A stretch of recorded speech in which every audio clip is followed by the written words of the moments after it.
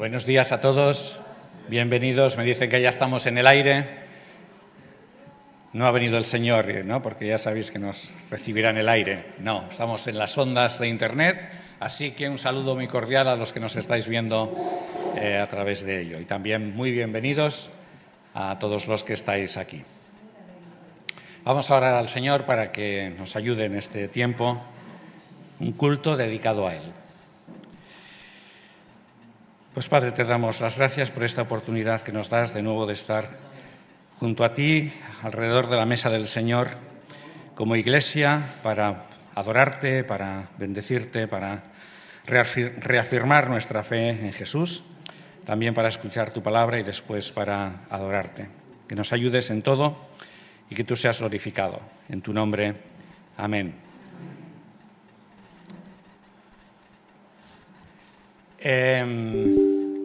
Muy bien, el mensaje de hoy va a tener dos partes. Una la vamos a ver hoy y otra la veremos, Dios mediante, en otro momento. Es el tema de las estafas. Os voy a hablar acerca de las estafas. No sé si han intentado estafarte o te han estafado alguna vez. En mi caso una vez, bueno, lo han intentado varias veces de muchas maneras, pero bueno, la más, digamos, la que se lleva ahora, ¿no? Me hicieron diversos cargos en la tarjeta de crédito, compras que yo no había hecho, ¿no? No eran importes muy grandes, pero bueno, era obvio que alguien tenía mis datos de la tarjeta y estaba usándola fraudulentamente. Por suerte, bueno, lo denuncié a la policía, me devolvieron el dinero en una ocasión y en la otra lo pude ver inmediatamente y fui corriendo al banco y también se pudo anular, ¿no? Reiteradamente, desde las plataformas de información y especialmente la policía, ¿no? Cada vez nos avisan del incremento que se están dando acerca de las estafas, ¿no? Y de las ciberestafas especialmente, que se ceban con la población. Lejos quedan los viejos timos callejeros, no sé si te ha pasado tú alguna vez, ¿no? Aquellos timos que eran tan habituales, el de la estampita, el del número de la lotería premiado, el de los billetes tintados, etcétera, etcétera, ¿no? Que todavía se dan, pero eso ya pasó a la historia, ¿no? Ahora, con el uso de Internet y con la inteligencia artificial, que los ciberdelincuentes se frotan las manos por esa herramienta que la tecnología les ha regalado, si no estamos alertas, podemos encontrarnos un día con nuestras cuentas bancarias vacías, ¿no? Porque la suplantación de identidad está a la orden del día, no solamente en los bancos, sino en otros tipos de delito, ¿no? Puedes recibir una llamada de tu banco, ves que es tu banco, ¿vale? Y te llama y es tu asesor personal. Además, ahora se puede clonar la voz, la inteligencia artificial permite eso. Y es tu asesor personal que te llama porque un hacker ha intentado entrar en tu cuenta y necesita verificar todos tus datos, ¿no? Te dice que la llamada se está grabando, que no te preocupes, etcétera, etcétera, ¿no? Y si tú le das todos los datos, cosa que no hay que hacer, pues el hacker a los segundos te ha vaciado ya la cuenta bancaria, ¿no? Como decía antes, la policía y los bancos también avisan sobre este tipo de estafas y lo que nos recomiendan es no dar nunca datos nuestros por teléfono o, en caso de duda, pues llamar nosotros a la compañía que nos dice que nos va a cambiar la línea telefónica o al banco, lo que sea, ¿no? Es importante verificar tú con las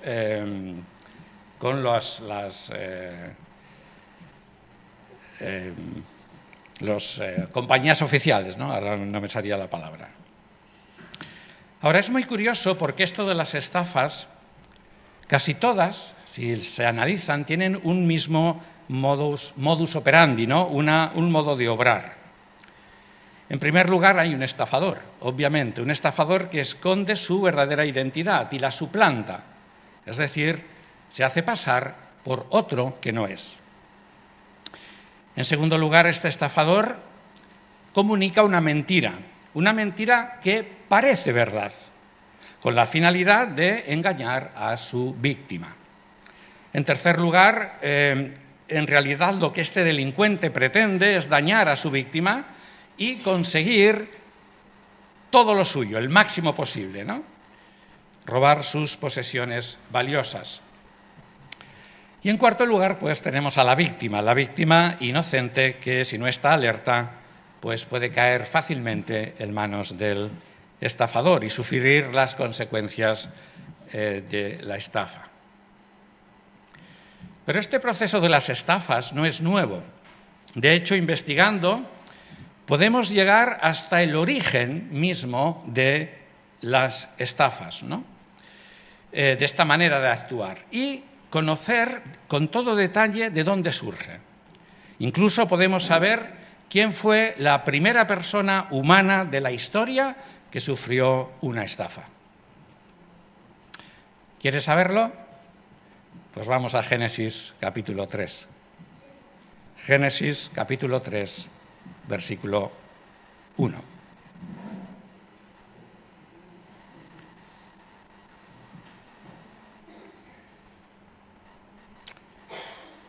Génesis 3, 1. Leo en la versión textual. Pero la serpiente era astuta más que todo animal salvaje que el Señor Dios había hecho. Y dijo la serpiente a la mujer: entonces Dios ha dicho, no comáis de ningún árbol del paraíso.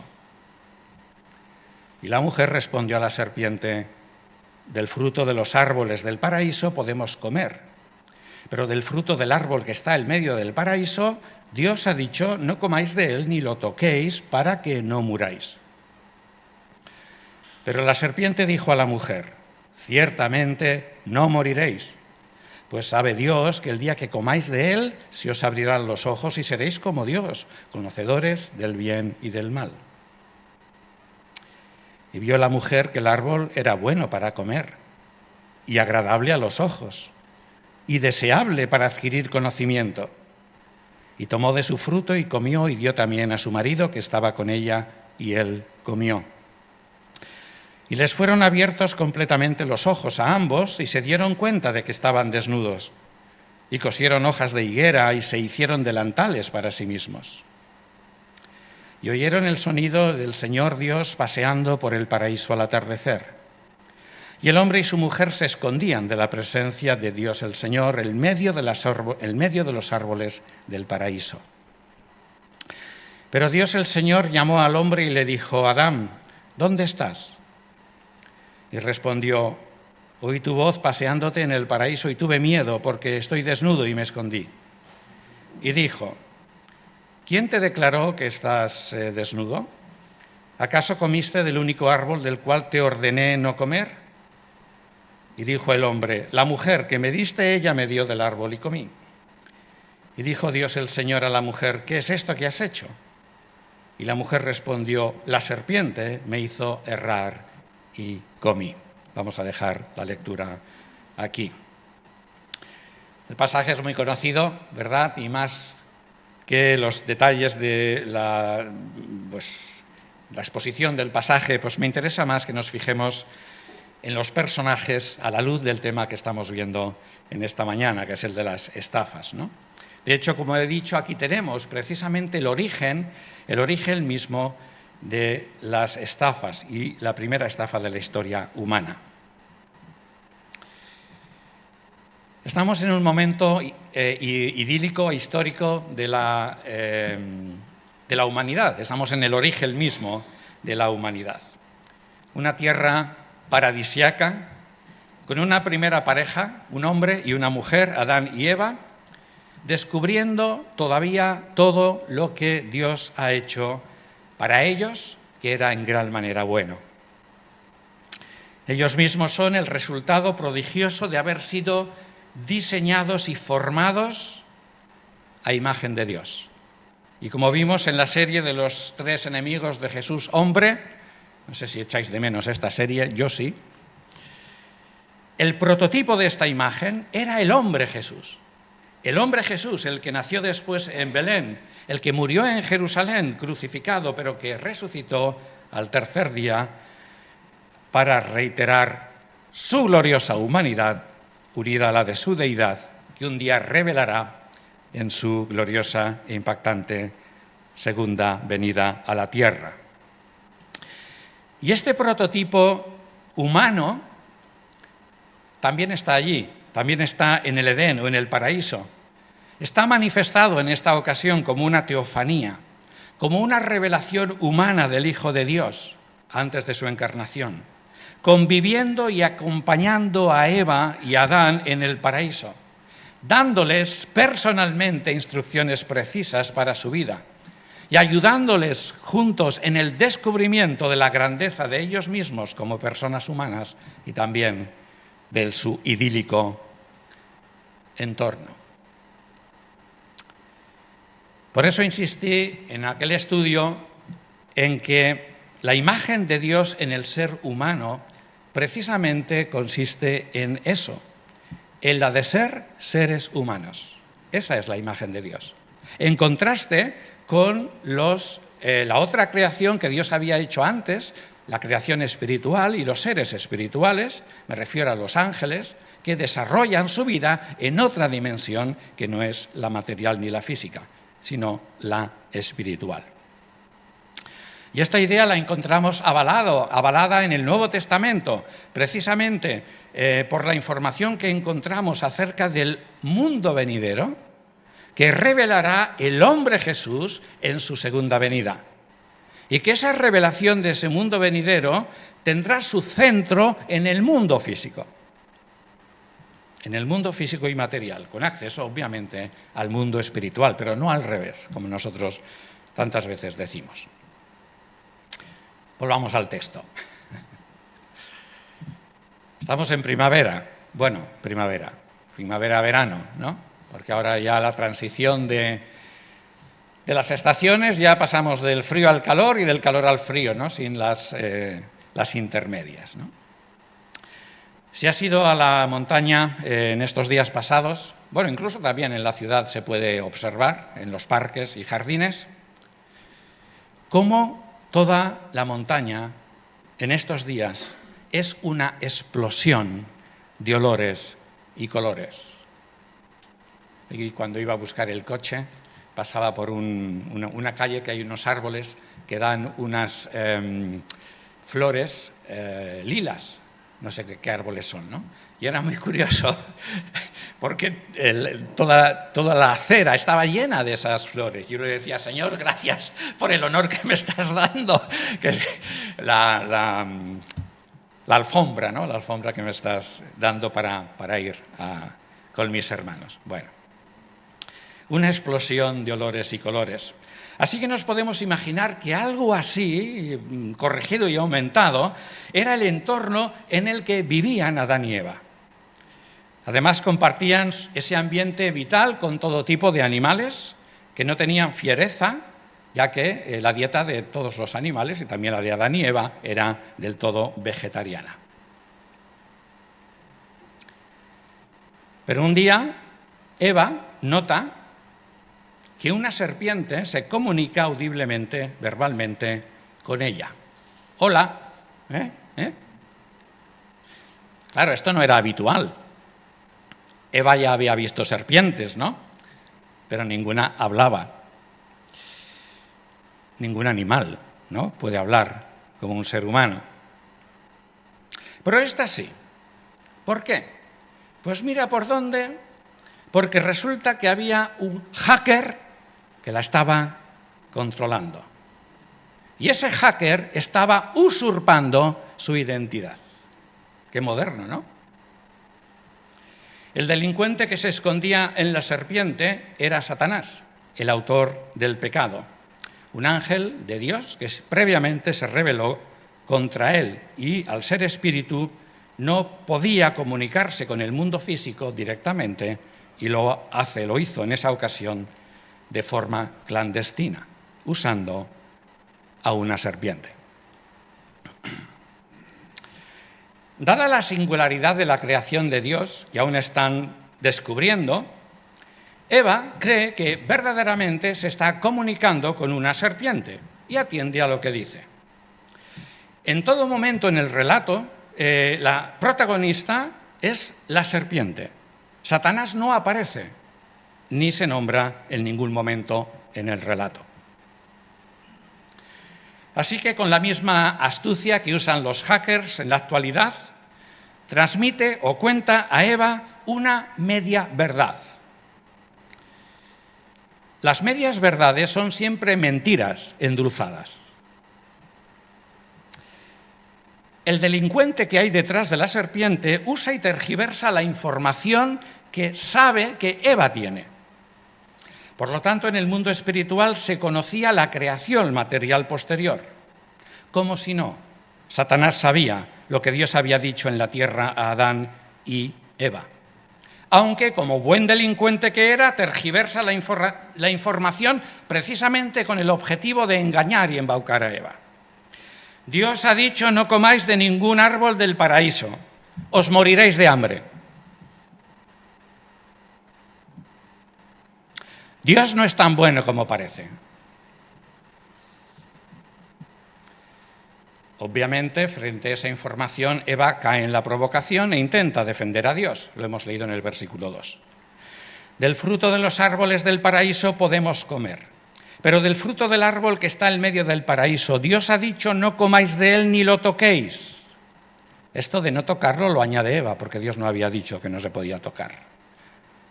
No lo toquéis para que no muráis. Así que ya en esta escena, fijaos que tenemos al hacker, la información del hacker: Dios ha dicho, no comáis.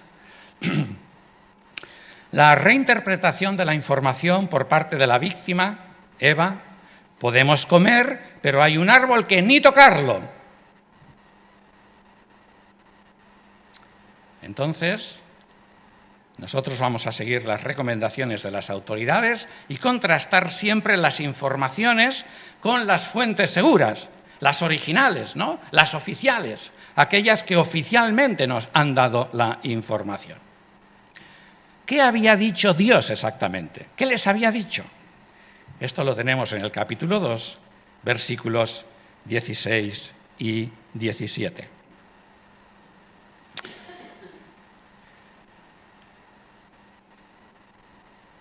Capítulo 2, 16. Tomó pues el Señor Dios al hombre y lo puso en el paraíso para que lo cultivara y lo guardara. Versículo 16. Y el Señor Dios impuso sobre el hombre un mandamiento, diciendo: de todo árbol del paraíso come libremente, pero del árbol del conocimiento del bien y del mal no comerás de él, porque el día que comas de él, ciertamente morirás. Fijaos que Dios aquí no había hecho un comentario ni una sugerencia acerca de un árbol que en realidad no destacaba sobre los demás ni estaba escondido, justamente estaba en el medio del huerto, ¿no? Parece incluso que había ahí dos árboles que estaban juntos, el de la vida y el del conocimiento del bien y del mal, junto a otros cientos o quizá miles de árboles de todo tipo, de todos colores, algunos comestibles sus frutos y otros no. Sin embargo, el dato importante de esta información que Dios les da es que no era una información, era un mandamiento. Muy importante esta palabra.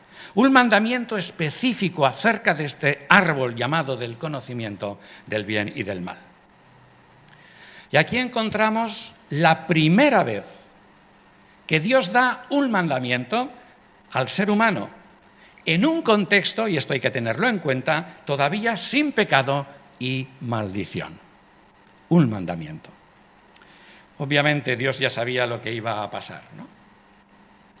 Y este dato queda corroborado en el capítulo 3 y versículo 11, cuando Dios confronta al hombre y le dice: comiste del único árbol del cual te ordené. Orden, mandamiento, no comer. Pero la serpiente muy astutamente no hizo referencia al mandamiento de Dios, ni la mujer tampoco. Dios ha dicho, no comáis de él ni lo toquéis para que no muráis. Ni uno ni otro recuerdan la importancia de que era un mandamiento de Dios, una orden. Bueno, de repente se oye la conclusión del timo: no moriréis. Caramba, ¿por qué? ¿No? Si Dios había dicho que sí. Dios sabe los beneficios que tendríais si coméis de este árbol. Dios lo sabe.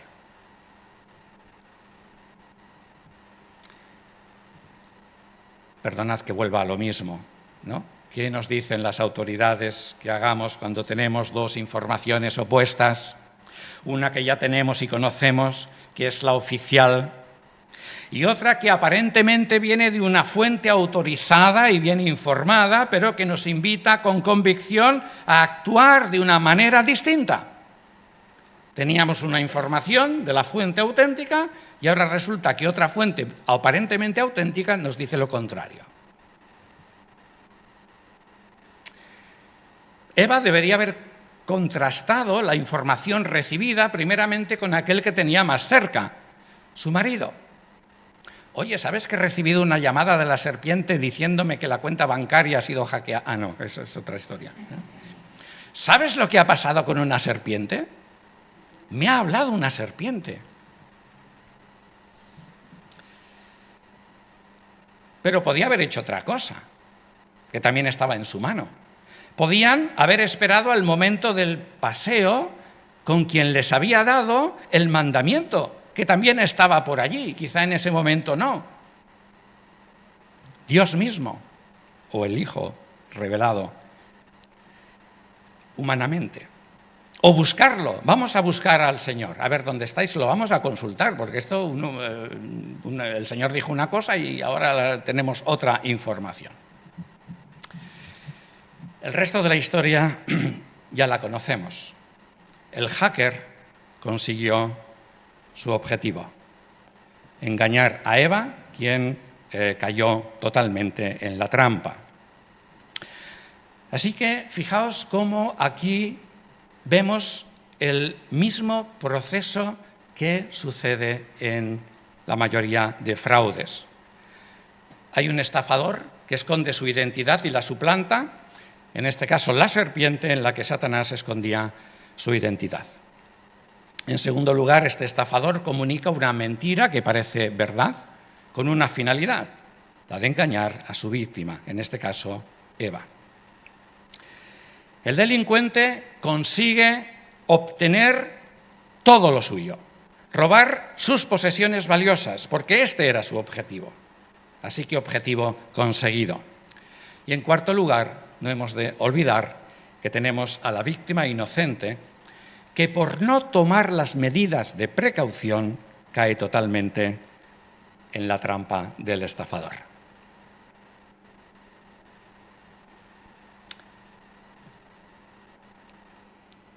¿Qué les quitó Satanás a Adán y Eva? Pues les quitó lo más precioso que tenían, la vida que Dios les había dado. Les quitó todo. Y en el conjunto de toda la historia que ellos mismos comprobarían en su propia experiencia y en la de sus descendientes, es la de que desde ese momento el ser humano, lo quiera o no, está muerto. Y está conducido por la muerte, como veíamos el jueves en el Salmo, ¿no? Salmo 49, ahora no me acuerdo el número. Estamos conducidos hacia la muerte y además formamos parte de la rebelión satánica. Estamos en las manos de Satanás como humanidad. ¿Lo comprobamos? Fraudes, mentiras, conflictos de todo tipo, asesinatos, violaciones, maldad sin límite, es la característica del ser humano. El ser humano parece que vive, pero como dice la Biblia, estamos muertos en delitos y maldades, ¿sí?, enfangados en el fraude y la corrupción. La que vemos en nuestros políticos que nos representan es solamente la punta del iceberg de lo que es nuestra realidad. ¿Qué haríamos nosotros si estuviéramos en su lugar? ¿No? Como veíamos el jueves, ¿cuál es el objetivo de la gente? El dinero. Tener cuanto más dinero, mejor. Es el Dios de este mundo. El único que ha hecho algo para devolver la vida de Dios, que esto es lo que Satanás nos ha quitado, y la dignidad al ser humano, el único que ha hecho algo por ello es el hombre Jesús. Ese que en teofanía caminaba con Adán y Eva en el huerto de Edén. Porque la buena noticia, menos mal, es que desde entonces no se ha desentendido de nosotros. Pese al pecado y a la rebelión, Dios sigue buscando y llamando al ser humano, a cada uno de nosotros personalmente, diciéndonos: ¿dónde estás? ¿Dónde estás? Y el motivo es que ha elaborado un plan de redención a través de la entrega de su propia vida en la cruz para rescatar las nuestras.